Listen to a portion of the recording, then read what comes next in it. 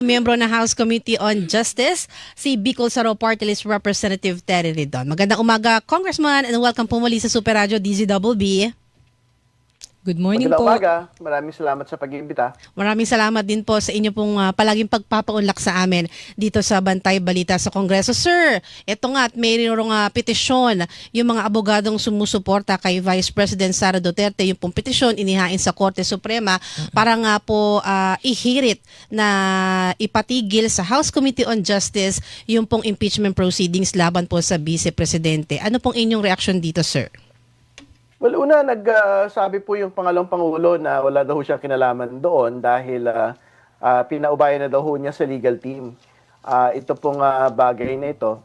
Ang katakataka lang, yung isa doon sa mga petitioner, nandun kahapon sa pagdiriwang po ng kaarawan ng atin pong dating Pangulong Rodrigo Duterte. Magkakasama ho sila doon sa entablado sa Davao City. So, di ko lang alam. Parang wala ho atang maniniwala na wala hong kinalaman ang pangalawang Pangulo dito po sa petition po na ito nang hindi po supposedly niya alam. No?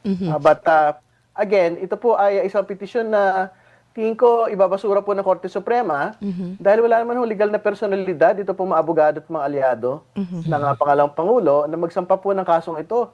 Kasi isa ho doon sa mayor na batayan para ho tumakbo ang mga kasong ganito, kailangan may legal standing. Ang sinasabi ho nila, nagpa-file daw sila bilang taxpayers, no?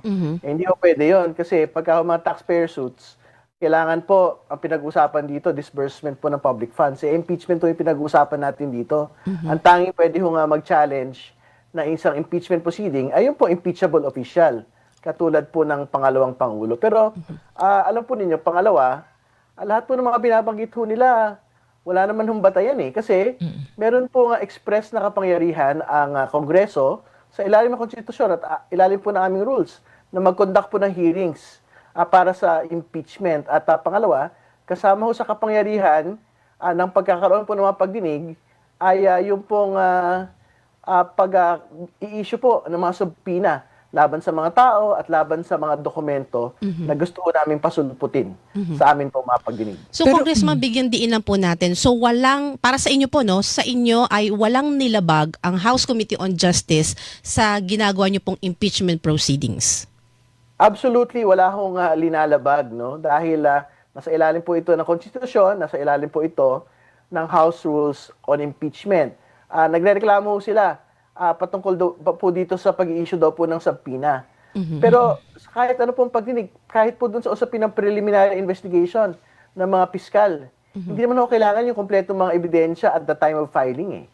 So, pwede magkaroon po yung piskalya ng una ng clarificatory hearings at pwede rin po siyang magpa-issue ng subpoena laban sa mga dokumento at mga iba pang ebidensya. So, wala akong batayin sinasabi nila na ito po ay isang malaking fishing expedition, lalo't higit.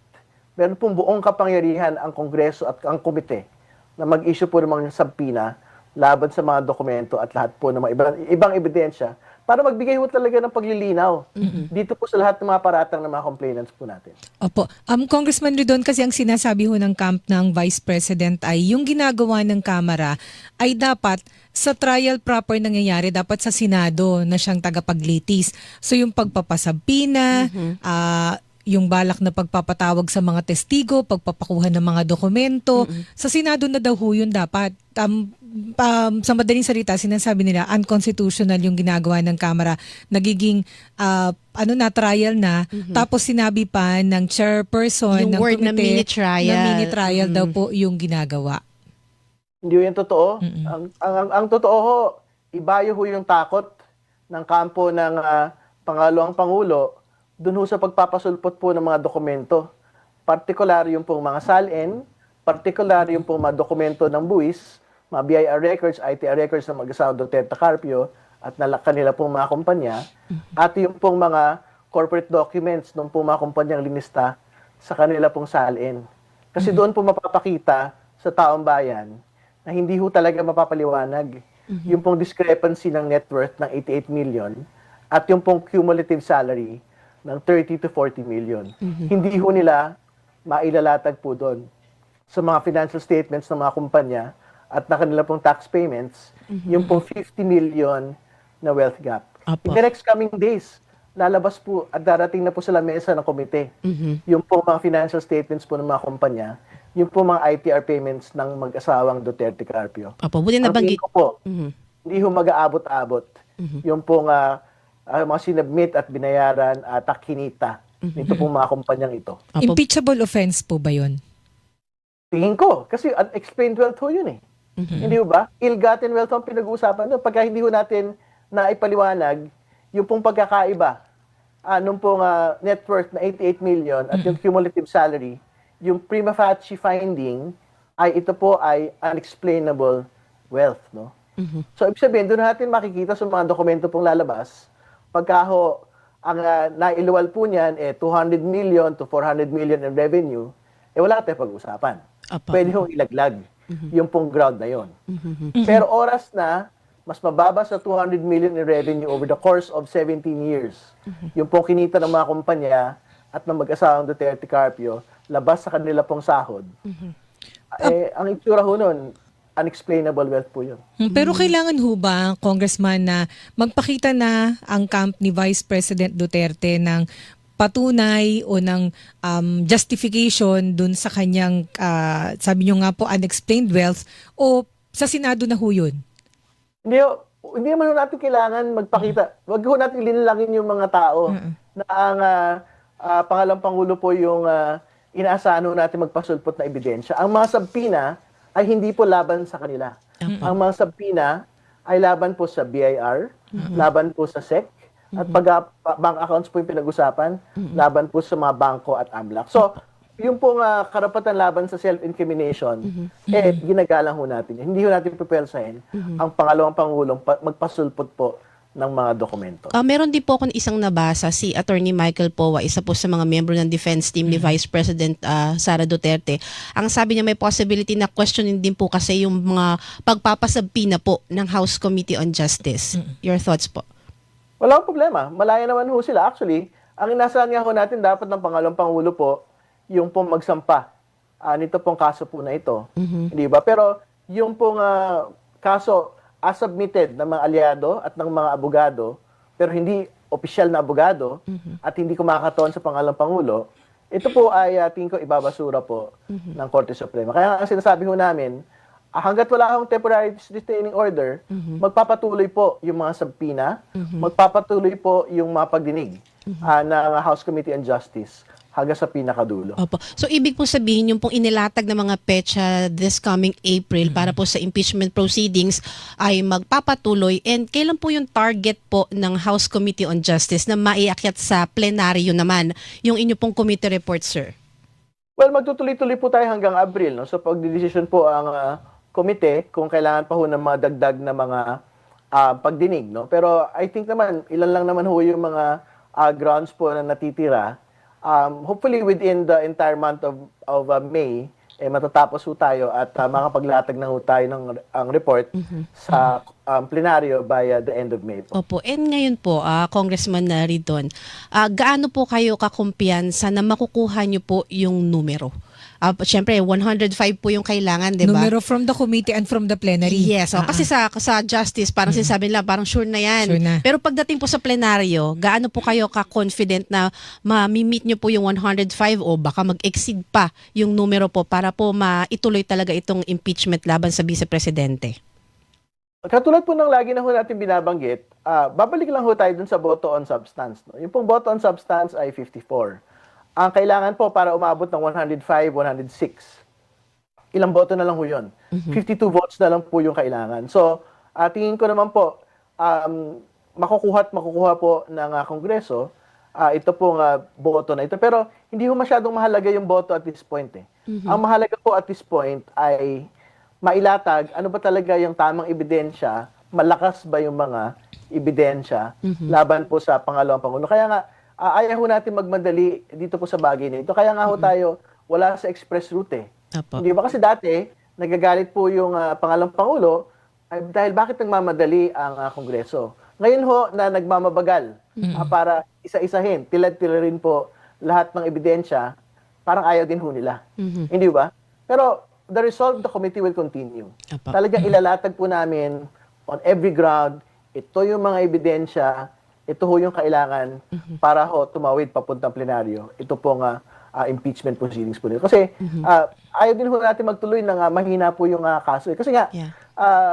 talaga nakasalalay po rito yung usapin po ng pananagutan ng mga matataas pong opisyal ng gobyerno. Opo. Meron po kayong pinapasampina ng mga documents from Anti-Money Laundering Council, tama ho ba, at saka sa BIR? BIR nabanggit kanina. Yung pong mga agencies na yun, po pwede ho ba silang mag-refuse? Kasi di ba ho yung mga investigasyon nila, yung mga cases sa kanila, merong confidentiality. Mag-a-apply ho ba yun dito? Po pwede ho ba silang mag-refuse, sir?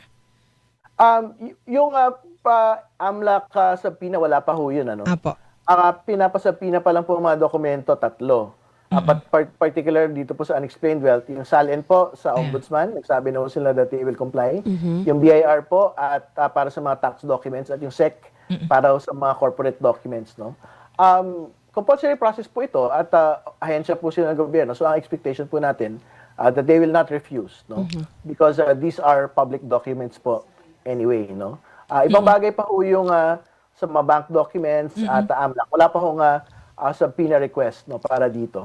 Pero kung halimbawa po meron kayong kailangan din sa AMLA kasi may sinasabi ho si former Senator Antonio Trillanes na mga na information din against the Vice President na makakapagpatibay AMLAC. Pwede rin ho ba ninyo na isabina ang mga documents from AMLAC?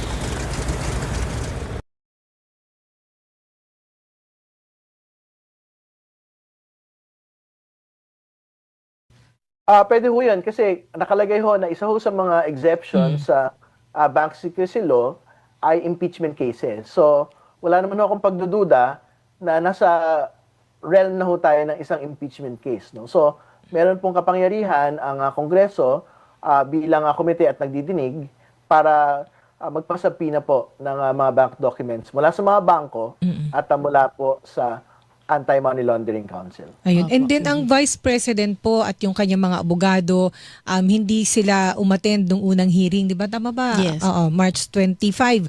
At sabi nila kasi nga, unconstitutional dahil tinaterm nila na as mini trial. Oo. And then, meron pa pong mga 3 nakatakdang pagdinig. So, paano po, Congressman, pag patuloy silang hindi mag-participate, ano po ang magiging consideration dito ng komite? Gagamit ho ba ang komite ng inyong subpoena powers o compelling powers?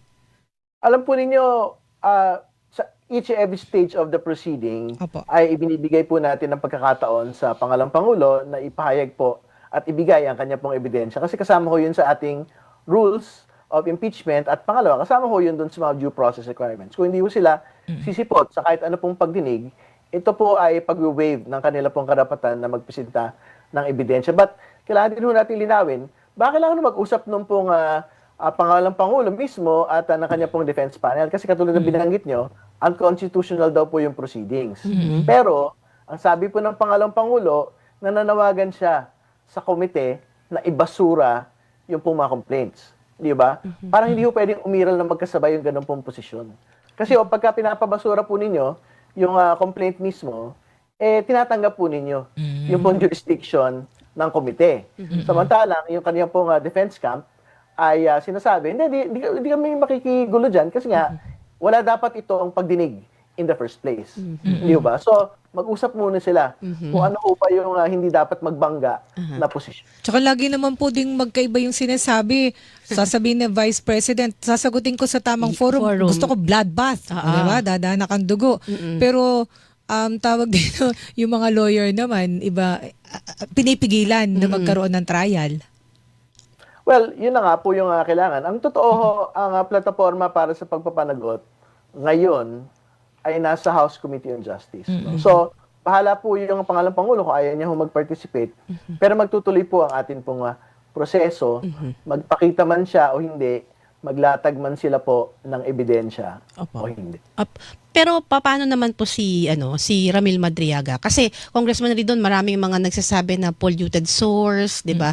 Si Madriaga yung alleged bagman po ni Vice President Sara Duterte. Well, una sa lahat, ang nagsasabi lang kung polluted source, yung mga kaalyado at abogado ni pangalawang Pangulong Sara Duterte. Pero pangalawa, malalaman ho natin yan pagka sinalang na si Mr. Madriaga. Kasi dapat matest po yung kredibilidad ni Mr. Madriaga sa mismong proceeding po ng komite dahil nag-submit po siya ng sworn affidavit. Opo. Pero kailangan din ho natin maglinaw. Kahit ilaglag ho natin si Ramil Madriaga bilang isang witness, umiiral pa rin naman ho yung paglabag sa confidential funds. Umiiral pa rin po yung death threat against the president. Kitang-kita ho ng taong bayan yun. Pangatlo, mabubuo pa rin ho natin yung pong kwento na unexplained wealth.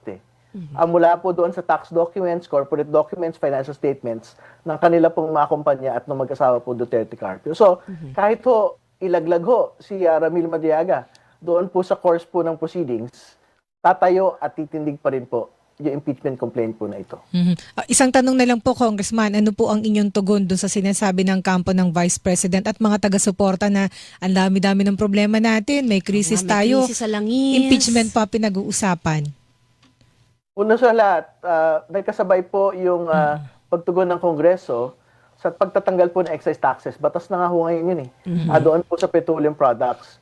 At habang nagkakaroon po tayo ng impeachment proceedings, pwede hong gawin ng Kongreso magkasabay ito pong bagay na ito. Para naman hong sinasabi ng kampo ng Pangalawang Pangulo na dahil may krisis, wag na ho dapat magkaroon ng mga pulis. Wag na ho dapat magkaroon ng mga korte dahil may krisis. Hindi ho ganun ang pag-iral po ng gobyerno.